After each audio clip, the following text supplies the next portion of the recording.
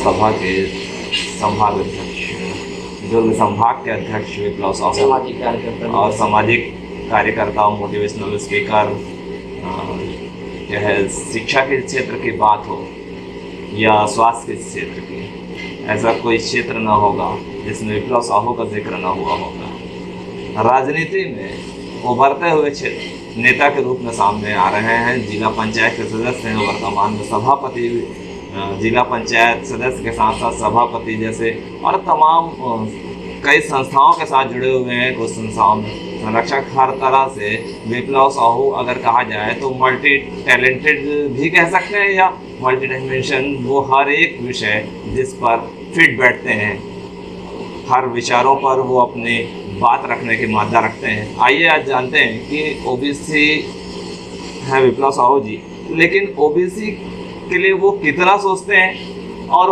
उनकी क्या राय है। सबसे पहले आपका स्वागत है। धन्यवाद प्रशांत जी, आपके साथ सबको नमस्कार। ओबीसी के लिए सोचने वाली बात तो है और ओबीसी को खुद भी सोचना चाहिए और सत्ताधीशों को भी सोचना चाहिए। लेकिन अंग्रेज़ों से आज़ादी के बाद अगर उस सेक्शन को देखा जाए, ओबीसी सेक्शन को, तो सत्ता ने बहुत ज़्यादा नहीं सोचा है। गैर कांग्रेसी या गैर भाजपाई जब भी थोड़ी बहुत सरकारें आई, उन्होंने ही थोड़ा बहुत काम कर दिया है। जांच आयोग, कमीशन आयोग बिठा दी है, उन्होंने ही थोड़ा बहुत किया है।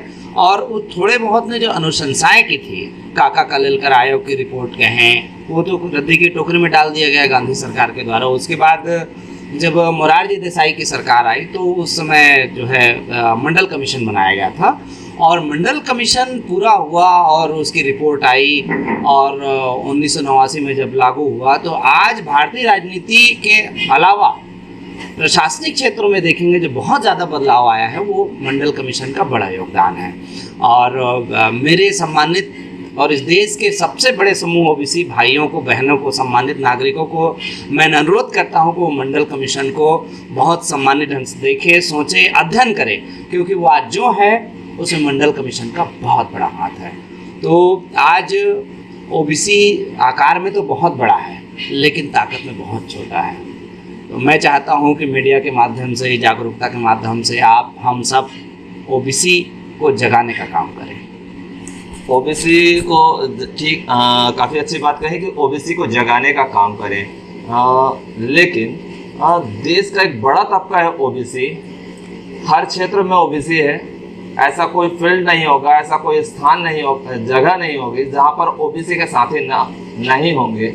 लेकिन इसके बावजूद ओबीसी इस स्तर पर क्यों है? इसमें 2-3 सेक्शन हैं और सबसे बड़ा इसका जो कारण है वो हिस्टोरिकल है। देखिए, अगर हम वर्ण व्यवस्था में जाएंगे तो ओबीसी भी शूद्र में आता है और उसको पढ़ने लिखने नहीं दिया गया।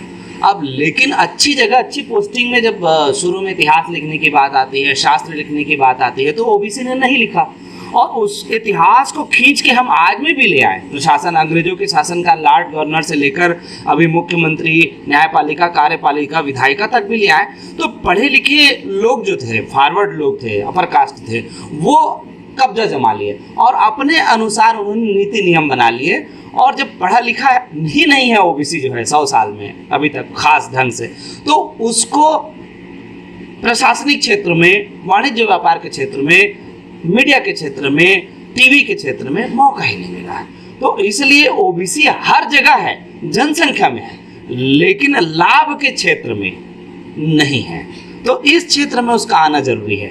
तो इसके लिए ओबीसी को भी जागना होगा और साथ ही जो सरकारें जो बनती है उनको भी मानवतावादी, समानतावादी दृष्टिकोण रखते हुए ओबीसी के लिए भी समान प्रतिनिधित्व देना पड़ेगा। तो इसलिए ऐसा कह देना कि बहुत जगह लोग हैं, वो ताकत में नहीं है, जनसंख्या में है। ओबीसी कहाँ है? आप देखिए, ओबीसी पूरी तरह खेतों में है। ओबीसी पूरी तरह सूरत, बॉम्बे, गुजरात मजदूर दिहाड़ी बन के ओबीसी बैठा हुआ है। जितने भी रिक्शा चालक है सब ओबीसी हैं। तो ओबीसी टायर पंक्चर की दुकान बना रहा है, पान ठेला, गुटखा बना रहा है, तो ओबीसी यहाँ पर है।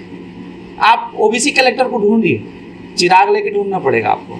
आप गृह मंत्रालय देख लीजिए, रेल मंत्रालय देख लीजिए, एसोसिएट प्रोफेसर देख लीजिए, आपको जान के बहुत हैरानी होगी कि 2019 तक देश में एक भी प्रोफेसर ओबीसी का नहीं था, मतलब केंद्रीय विश्वविद्यालय में। तो ओबीसी पढ़ा लिखा ही नहीं है, और पढ़ने लिखने की तरफ जाता है तो समान भागीदारी और आरक्षण ना होने से उनको वहाँ प्रवेश नहीं मिलता है।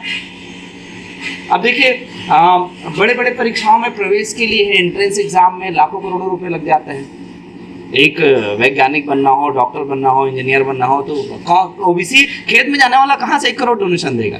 तो ओबीसी जो है जनसंख्या में है, प्रशासन में नहीं है, ताकत में है। ओबीसी जनसंख्या में है, ताकत में नहीं है।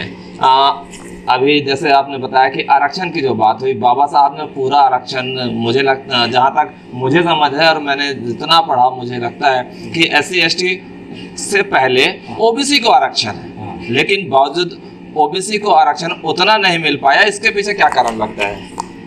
बहुत अच्छा सवाल है। देखिए, डॉक्टर भीमराव अंबेडकर की बात करें तो वो अपने समय के, और अगर आज भी कहें आधुनिक भारत में, तो उनके जैसा विद्वान कोई नहीं था और मानवतावादी कोई नहीं था।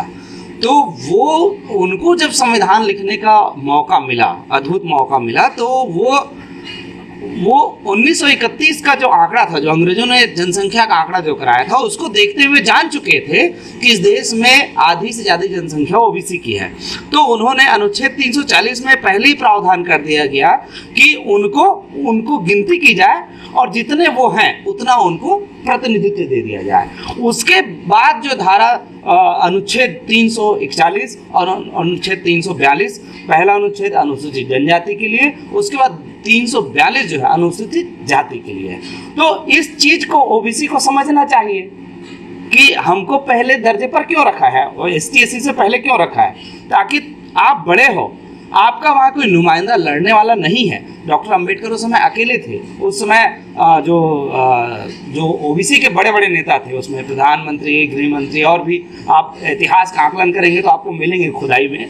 तो उन लोगों ने विरोध किया कि ओबीसी कौन है ओबीसी, लेकिन आज जब सर्टिफिकेट लेने जाते हैं तो ओबीसी तो भारी मात्रा में है। तो डॉक्टर अंबेडकर ने अपनी तरफ से भरपूर संघर्ष किया है ओबीसी को देने में। ओबीसी को समझना पड़ेगा कि हमें अब तक 70 सालों तक गलत इतिहास या उसकी जानकारी देते रही, या हम डॉक्टर अंबेडकर के ईमानदारपन जो है उससे अछूते रहे। तो हमको बहुत ज़्यादा अध्ययन की ज़रूरत है। अभी ओबीसी ने पढ़ना शुरू भी नहीं किया है, और जब पढ़ना शुरू करेगा तो एक ओबीसी की ज़िंदगी में ओबीसी के संघर्ष का हिस्सा खत्म नहीं हो सकता। देश के तमाम विश्वविद्यालयों में ओबीसी के प्रोफेसर नहीं। आप बता रहे थे कि किसी भी केंद्रीय विश्वविद्यालय में ओबीसी का एक भी प्रोफेसर नहीं है। शिक्षा में ओबीसी नहीं है। ओबीसी सड़कों पर है, ओबीसी मजदूरी दिहाड़ी कर रहा है, खेतों पर है, मजदूरी कर रहा है। लेकिन फिर भी अगर संसद में देखा जाए तो मुझे लगता है कि शायद सबसे ज़्यादा सांसद भी ओबीसी के ही होंगे। उसके बावजूद इस तरह की स्थिति ऐसे क्यों है?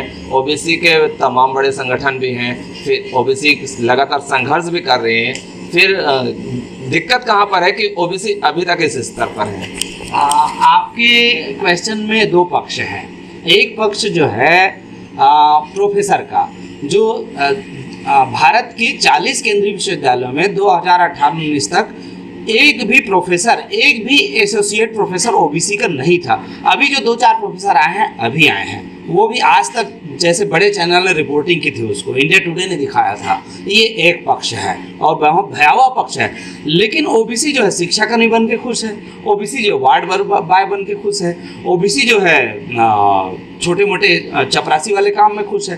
तो बड़े सेक्शन की तरफ जहाँ से ऊपर जाके लोग उनके लिए नियम बनाते हैं, उस सेक्शन पे वो लोग नहीं जाना चाहते या नहीं गए हैं, जानते ही नहीं है। ये एक पक्ष हुआ। दूसरा पक्ष ये हुआ कि संसद में सबसे ज़्यादा ओबीसी के लोग आते हैं। तो एक दिलचस्प तथ्य है, मैं आपको बताना चाहूँगा, आप सबको बताना चाहूँगा कि 543 लोकसभा की सीटों में और राज्यसभा की सीटों में एक भी सीट जो है ओबीसी के लिए आरक्षित नहीं है। वो जो जाते हैं, जब जाति का उभार हुआ तो मजबूरी में इस सीट से हमें एक नेता चाहिए करके ओबीसी के किसी प्रभावशाली नेता को वहां से चुना के भेजा जाता है, चुन के ले जाते हैं जो मौजूदा भाजपा कांग्रेस के दल है, और उनको चुपचाप बैठा के रख देते हैं। भैया आप हमारे कांग्रेस बीजेपी से चुन के आए हैं तो आप अपना मुंह बंद रखेंगे, ओबीसी के पक्ष में खोलेंगे नहीं।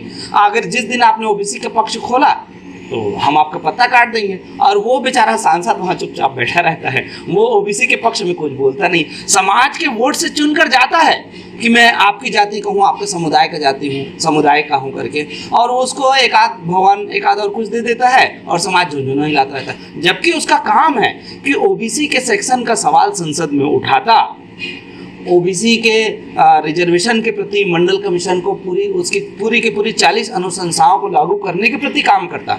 लेकिन एक तो वो खुद जानता नहीं है और दूसरे जो जानते हैं वो मुंह खोलते नहीं है, इसलिए जो ओबीसी का सेक्शन है अभी भी आपको खाली नजर आता है।